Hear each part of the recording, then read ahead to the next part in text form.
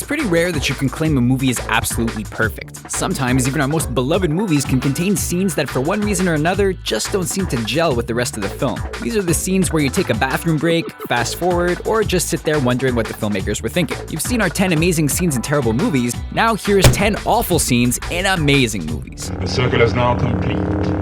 The Breakfast Club. Considered by many to be one of the best high school films of all time, 1985's The Breakfast Club was marketed as a realistic look at the lives of teens in the 80s. In one scene, several of the characters get high in the library, but the pot has a strange effect on Emilio Estevez's jock character, who for some reason decides to hotbox a room on his own before going into a high-energy dance, complete with gymnastics and shadowboxing. He caps this odd sequence off by shattering a window with his powerful scream. I'll have what he's having. Django Unchained. By the third act of Quentin Tarantino's Django Unchained, several of the film's main characters have been killed off, and you expect the former slave's final revenge to be imminent. Instead, a narrative detour is taken to make room for the director's worst cameo to date. Taking Django away from Candyland not only stops the film's action dead in its tracks, but also contains a highly questionable Australian accent from Tarantino, who should have left this sequence on the cutting room floor. You big damn blackie, we're not bandits.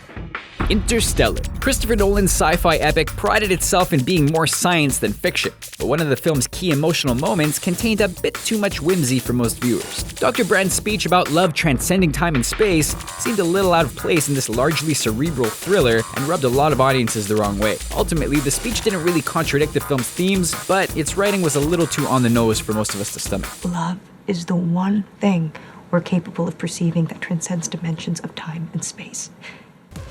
Star Wars. In 1977, audiences didn't yet know the full history of Obi-Wan Kenobi and Darth Vader, nor had they ever seen a lightsaber duel. So when the two faced off, there was very little in the way of expectations to be met. Looking back at the blockbuster classic, this fight does not hold up. It seems stiff, lifeless, and completely lacking in the action and emotion that even the following film, The Empire Strikes Back, was able to achieve with its lightsaber duel between Vader and Luke. The Lord of the Rings, The Fellowship of the Ring. In the first Lord of the Rings film, the hobbits had their own little adventure before the Fellowship had even formed. While on Weathertop, Frodo receives a wound from a ring wraith that almost kills him. When he comes to in Rivendell, he believes his journey has come to an end. Peter Jackson treats it like an epilogue, one that will later be echoed in Return of the King. The hobbits have a gleeful reunion and talk of going back to the Shire, but with 2.5 movies remaining, we know their journey is just beginning, and watching them celebrate feels as redundant as a second breakfast. The Master. P.T. Anderson's last few films have been anything but straightforward. The director likes to challenge his audiences with complicated characters behaving strangely. The Master depicts the unlikely friendship between a troubled World War II veteran and the leader of a new religious movement. The dialogue in their final meeting has all the meaning of a nonsensical dream and concludes with the Master inexplicably singing lyrics to the jazz standard, "I'd like to get you on a slow boat to China." On a slow boat to China. Ambiguity is one thing, but this is just confusing.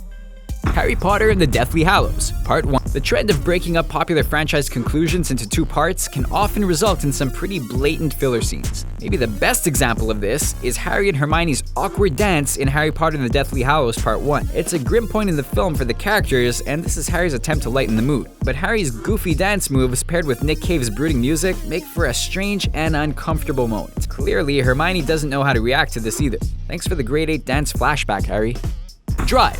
Despite its art film proclivities, most of Drive follows a somewhat rational logic that seems to go out the window when the driver sets his sights on Nino, the despicable gangster played by Ron Perlman. For no apparent reason, the driver dons a creepy mask and stares at Nino through the window of a crowded restaurant for an extended period of time as if he were a character in a horror film. He doesn't enter, but instead walks back to his car so he can use it to ram Nino's off a cliff. Still masked, the driver confronts his bloodied victim on the beach and stares him down for a few moments before Nino decides to help him finish the job by running into the ocean where he can easily be drowned by the driver. Thanks for not making this weird, Nino.